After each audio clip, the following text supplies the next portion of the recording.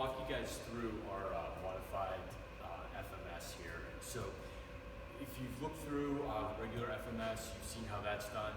What we found is that a lot of clients, when they come in, they just aren't able to go through the regular. So we've modified it.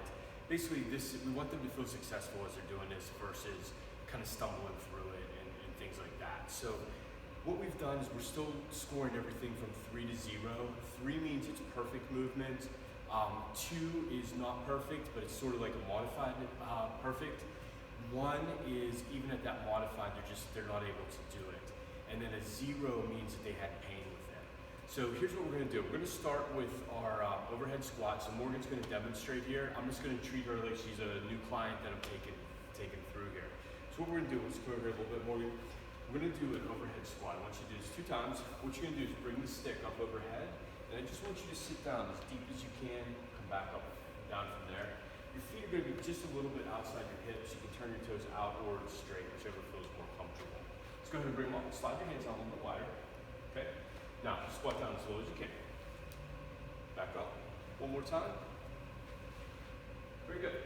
So for her, that was pretty good. I would say that's a 3. She's down all the way. Her heels stayed flat. That's one of the things I'm looking at. Her arms stayed straight or relatively straight with that. We're never going to squat with our clients up overhead, but we look at that because that's the most difficult place to look. Say she was squatting and her toes were coming up or something like that, then what we would do is we'd say, all right, Morgan, we're going to bring your arms down. I want you to squat from here and just reach them out, sit down, come back up. Do that a couple times here. Just demonstrate. You got it. Yep. Perfect. So that's perfect at a 2, and she was perfect at a 3. So we would score that as a 3. If she was doing with the hands down, we still saw the knees coming up, she's not able to get down nice and low like that, we would give that a 1. And if she had any pain, really anywhere in her body, we would give that a 0 there. Also, as I'm looking at her on her squat, I'm looking at it from the side and from the front, because that'll show us 2 different things. The knees may cave, we may have picked something up on an ankle may cave in, something like that. So you want to look from 2 different angles. All right, so next what we're going to do is a single leg stance here. So this is looking at total body balance and core stability, particularly through the glutes on this and the ankle stability. So Morgan, what we're going to do, I want you to bring your feet together, take your left foot, and I want you to bring your leg right up and kind of face the camera so they can see if you walk well. Just bring your left leg up, just 90 degrees. She's going to balance there for 15 seconds. So as the assessor, you're just going to count to 15. So what you're looking for is if she starts wobbling or anything like that, or if she's doing it and she's like, leaning this way with it or just something wonky like that, that's what we're watching. So she got 15 seconds there. Go ahead and switch to the other side. This side is worse. So it's a little wobbly on that side, but she has it. It's not like she's wobbling all around the whole time. You may see the first couple seconds, they struggle with it a little bit. Sometimes you can tell them to look at something out on the floor. That helps them a little bit. Then you bring her arms out to the side. I'm fine with that too. So very good. So that was 15 seconds. So she's able to hold it at 90 degrees, stand tall there for the 15 seconds. So that gives her a 3 on that.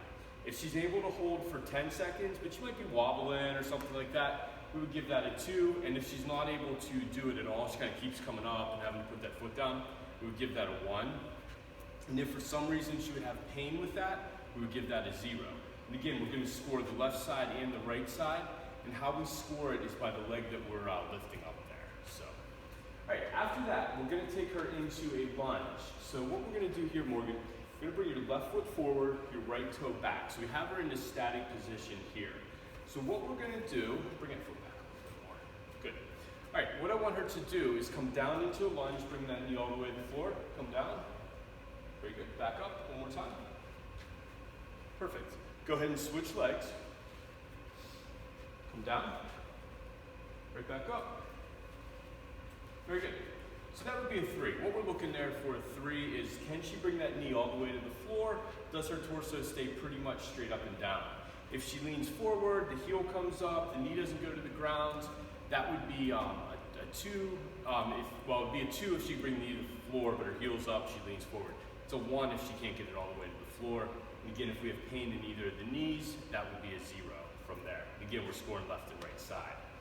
After that, we're going to do shoulder mobility. So for this one, what we're going to do, Morgan, you're going to make 2 fists. You're going to bring one under, the other one's going to come up and over, and I'm going to have you turn around for this one.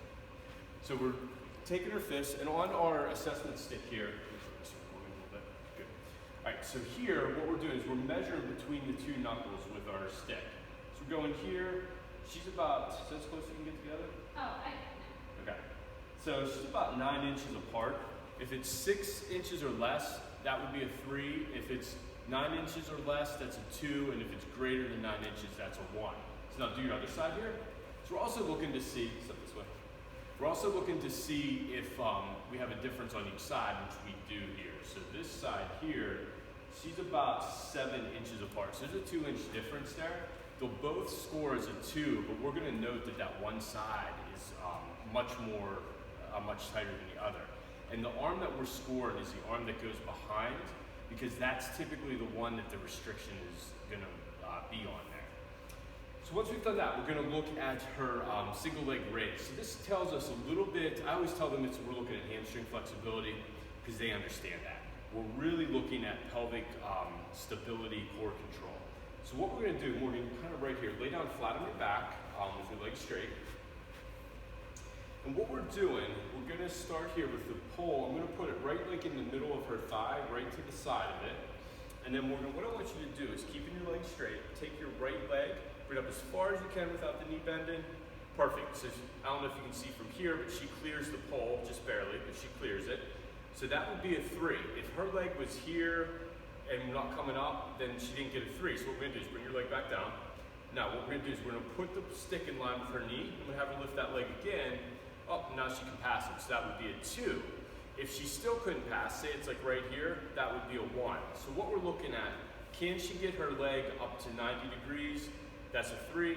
Past 45 degrees, that's a 2. Less than 45 degrees is a 1. Then what we would do is we'll come over to the other side here.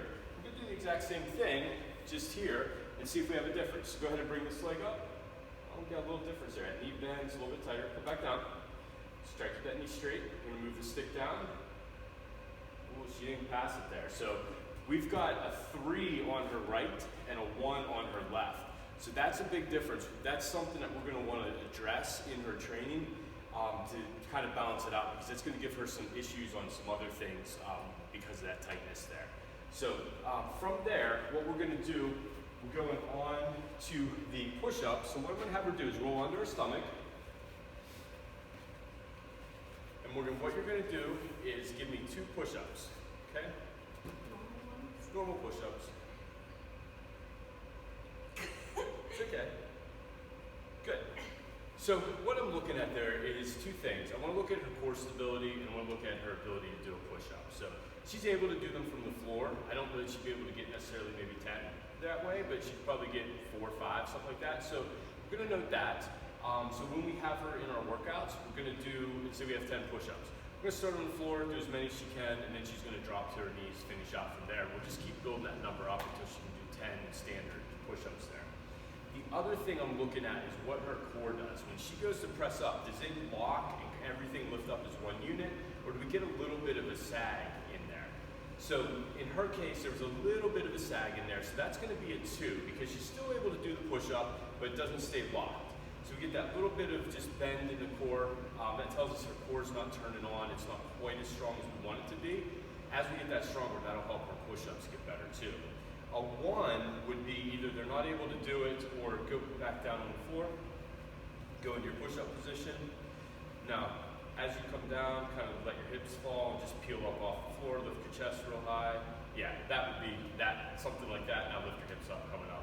You'll see something like that where they kind of peel off the floor. That would be a 1. Same thing, if they have pain there, you're gonna give them a 0. After that, we've got one more thing that we wanna look at here, and this is the bird dog. So what we're gonna do is we're gonna go onto your hands and knees.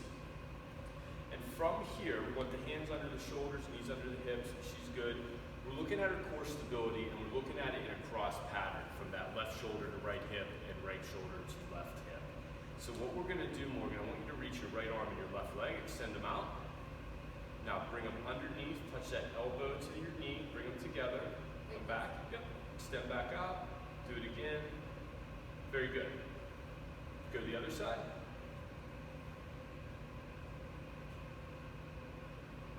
Good. So she did good with that. She's able to balance. However, we're watching that low back. As she's moving, especially she's coming under, does it start to flex under? Or do we get a little bit of a wobble there?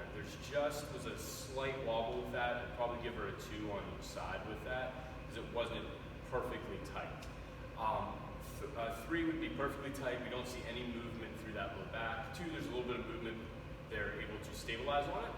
And a 1, they're kind of just falling, not able to get any balance or really wobbling and things like that. And again, a 0 would be that they have pain.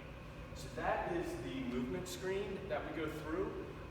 This lets us know where to start them at, what kind of restrictions they may have, how to address that, and things from there. Again, if you have questions, we'll talk about this in the meeting here at the end of the week.